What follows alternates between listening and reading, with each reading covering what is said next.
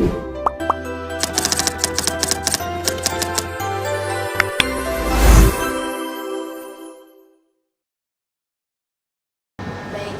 Ya. Assalamualaikum warahmatullahi wabarakatuh. Waalaikumsalam warahmatullahi wabarakatuh. Perkenalkan, nama saya Nimel Dewi Agustina dari Prodi Bimbingan dan Konseling. Jadi di sini saya ingin mewawancara Ibu dengan topik pendidikan sepanjang hayat. Sebelumnya boleh saya tahu nama Ibu siapa? Nama saya Suhaida Kusuma. Suhaida Kusuma. Suhaida Kusuma. Kesuma ya Ibu? Iya. Boleh gelarnya Ibu? Dokter Anda Suhaida Kusuma. Harusnya di depan kan, tidak. Oh, iya. Di RA. Kan Dan, dulu itu bukan di SPD. oh, Di RA. Oh, DRA. Ya. Berarti Saya daerah- selesai kuliah di wisuda tahun 1986. Wah. Sebenarnya saya ini sudah harus pensiun Iya. karena masih dibutuhkan di SMA Lab School untuk mengampu pelajaran ekonomi akuntansi. Iya. Kita tahu di kota Palu, di Unpad itu kan tidak ada jurusan pendidikan khusus untuk ekonomi akuntansi. Oh, iya, iya. Oke. Ya. Baik, boleh saya tahu usianya Ibu berapa? Usia saya sekarang sudah 2 bulan lagi 69 tahun. Wah, berarti akan 69 ya Ibu? Sudah Dua Desember. bulan lagi. Ya, Oh, Desember ya? Desember. Wah. 69 tahun. Bapak, Ibu di sini jabatannya sebagai apa? Sebagai Wakasek Kurikulum SMA Lab School.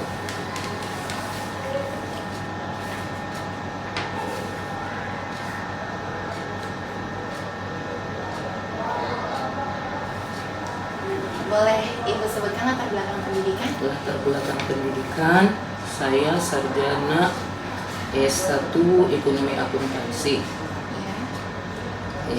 dari lulusan IKIP Makassar. Dulu masih IKIP Ujung Pandang. Terima kasih Ibu. Ya. Kita langsung ke pertanyaan wawancara Ibu. Dengan pertanyaan yang pertama, menurut Ibu, mengapa pendidikan sepanjang hayat penting bagi individu maupun masyarakat? Alasannya karena di tengah perubahan zaman yang cepat, peran guru itu tidak lagi sebatas menyampaikan materi, tapi guru dituntut menjadi fasilitator pembelajaran sekaligus menjadi pembimbing karakter sekaligus pelopor pembelajar sepanjang hayat itu sebagai guru. Itu alasan. Oke Ibu. Ya. Lanjut ke pertanyaan kedua Ibu. Apakah Ibu pernah mengikuti kegiatan belajar di luar jalur formal seperti kursus, pelatihan, dan seminar? Alhamdulillah, selama saya menjadi guru, pelatihan-pelatihan yang saya ikuti itu pelatihan yang berhubungan dengan mata pelajaran yang saya ampu, yaitu mata pelajaran ekonomi akuntansi. Saya sudah menjadi instruktur mata pelajaran akuntansi untuk tingkat provinsi Sulawesi Tengah. Wah, jadi apa motivasi Ibu untuk mengikuti seminar tersebut?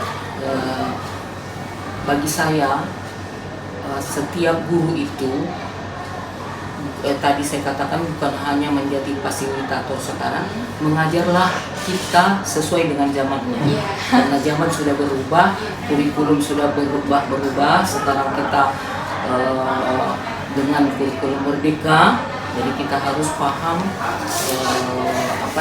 perubahan-perubahan yang sudah saya sampaikan tadi. Bukan hanya sebatas mengajar saja, kita sudah harus menjadi fasilitator, pembimbing untuk perubahan karakter oleh siswa-siswa. Kita tahu anak-anak kita sekarang ini dari perubahan zaman ini sangat-sangat karakter itu sudah sangat jauh. Iya. Itu. Beda dengan Ya, beda dia zaman ini. Oke. Lanjut ke pertanyaan ketiga Ibu. Iya. Bagaimana pendidikan non formal atau informal memberi manfaat dalam kehidupan Ibu? Terima kasih banyak bukan hanya saya dapat pembelajaran pengalaman ini sangat bermanfaat, bahwa kita jangan berhenti sebagai guru. Setiap hari harus belajar. Setiap kita mau masuk ke dalam kelas, kita harus melihat apa yang harus dibuat, karena di kelas yang satu dengan kelas satu itu akan ada berbeda. Apalagi dari tahun ke tahun, semakin tantangan itu semakin berat. Anak yang diajar itu beragam dari datang yang dari berbeda. Jadi kita harus bagaimana menyikapi seperti itu agar tujuan pendidikan ini bisa tercapai nanti. Lanjut ke pertanyaan keempat, Ibu. Bagaimana pendidikan sepanjang hayat dapat diterapkan dalam kehidupan sehari-hari? Dapat diterapkan sehari-hari, saran saya agar apalagi seorang guru, pola pikir itu harus bertumbuh, berkembang setiap saat. Untuk mengatasi itu, maka kita yang saya katakan tadi harus merubah pola pikir kita dari yang konvensional ke era maju. Apalagi sekarang kan sudah era digital, begitu terbuka apa yang terjadi di belahan barat, di belahan timur, sebentar saja sudah sampai ke kita. Apalagi sekarang maraknya FOMO ya Ibu. Jadi orang mengikuti ke barat-baratan.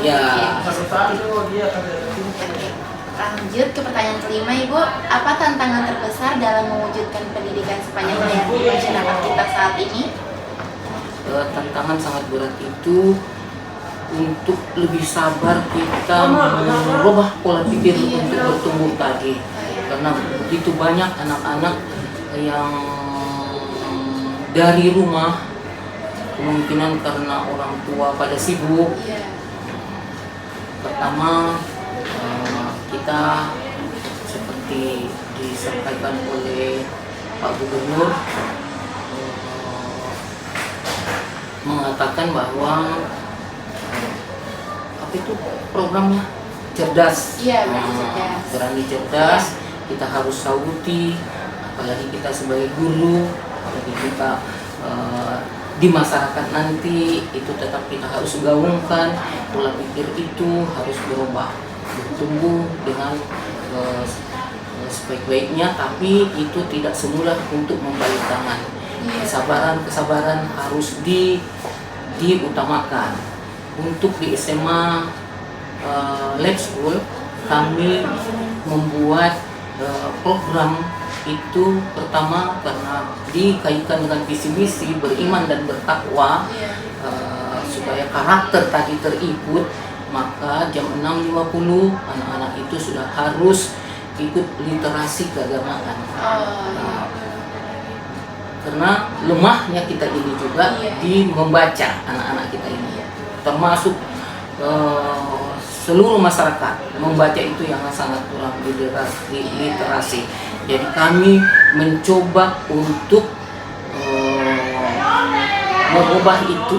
Tadi pembaharuan harus diikuti, merubah itu, maka program 650 anak sudah harus mengikuti literasi keagamaan dulu agar karakter ini sedikit-sedikit bisa tumbuh dan berubah ke arah yang baik. Kalau sudah setiap pagi seperti itu, sampai pulang dia ke rumah dibimbing dulu dengan karena guru itu bukan hanya mengajar kerja, termasuk mendidik, merubah karakter ini. Nah, nilai karakter ini sangat penting juga untuk menentukan kelulusan dan untuk menentukan kemajuan suatu bangsa. Wah, Ibu keren sekali. Lanjut, jadi apa harapan Ibu terkait perkembangan pendidikan sepanjang hayat di Indonesia? Agar sepanjang hayat itu perkembangan pendidikan bisa menjadi kenyataan. Kalau dari sekarang pola pikir bertumbuh itu dirubah, kita yakin sedikit-sedikit perubahan itu. Kita berdoa semoga Indonesia emas akan dicapai melalui dengan pola pikir yang bertumbuh tadi. Oke, lanjut ke pertanyaan terakhir Iya. Ibu. Apa pesan Ibu bagi saya sebagai mahasiswa agar saya semangat dalam menjalankan pendidikan sepanjang hayat? Saya minta pesan-pesan saya akan nanti menjadi seorang guru PNS di sekolah, menjadi guru BK di sekolah, terbukalah pada perubahan dan pembaruan, melihat kesalahan-kesalahan dan melihat kesalahan murid atau masyarakat, jadikan itu peluang bagi kita untuk bagaimana usaha bisa merubah agar Indonesia Emas tadi bisa dicapai. Iya. Jadi ada kesalahan-kesalahan itu anggap bukan bukan tantangan, itu untuk pembaharuan, Iya. dirubah seperti itu supaya dia menjadi ini menjadi tantangan bagi saya agar Iya. anak saya ini bisa menjadi baik. Iya. Jadikan Kita lihat, pelajaran ya Ibu. ya jangan setelah dia membuat satu perbuatan yang tidak benar, melanggar aturan misalnya, kita dengan sabar sebagai guru untuk merubah. Anggaplah itu tantangan bagi kita, bagaimana cara untuk bisa dia berubah ke arah yang lebih baik. Seperti itu. Oke. Jadi Jadi tetap harus belajar membaca, Iya. baik itu dari media pendidikan atau buku. Jangan bosan, Iya, siap. jangan berhenti sampai di sini. Mari kita perjuangkan agar tujuan Indonesia Emas bisa tercapai Amin. di bidang pendidikan. Oke, baik Ibu, terima kasih pesannya Iya. untuk saya dan Iya. terima kasih juga sudah menjawab beberapa pertanyaan wawancara dari saya. Jujur jawaban dari Ibu itu sungguh memuaskan untuk Iya. saya. Jadi terima kasih ya Ibu, saya tutup wawancara ini Ya, dengan sebelum ditutup, saya tambahkan satu. oke. Percayalah bahwa potensi yang ada pada diri anakku akan bisa membawa ke pembaharuan ke depan. Amin, amin, amin. Jangan bosan-bosan untuk tetap selalu membaca dan membaca. Karena membaca itu adalah jendela untuk kemajuan. Oke Ibu, terima Gitu. kasih Ibu. Ya, Saya tutup dengan Assalamualaikum warahmatullahi wabarakatuh. Terima kasih. waalaikumsalam warahmatullahi wabarakatuh.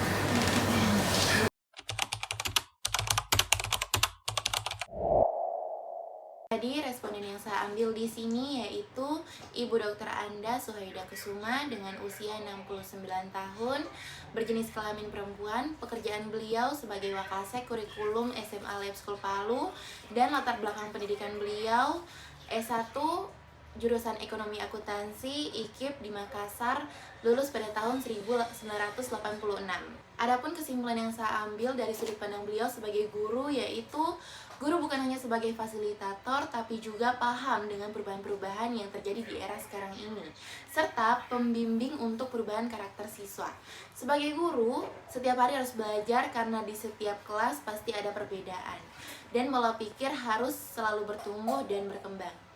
Tantangan terbesar adalah merubah pola pikir serta karakter siswa, apalagi dengan latar belakang yang berbeda-beda. Jadi motivasi yang beliau berikan kepada saya yaitu terbukalah pada perubahan dan pembaharuan. Jika ada kesalahan, jangan anggap sebagai kegagalan, tetapi untuk pembaharuan dan menjadi tantangan. Potensi yang ada pada kita akan membawa pembaharuan dan jangan pernah bosan untuk membaca atau literasi. Sekian video wawancara dari saya tentang topik pendidikan sepanjang hayat. Semoga teman-teman dapat terinspirasi juga dengan motivasi yang diberikan oleh Ibu Suhaida. Saya mohon maaf jika ada kesalahan kata. Akhir kata saya ucapkan wassalamualaikum warahmatullahi wabarakatuh, shalom dan Om Santi Santi Santi Om. Terima kasih.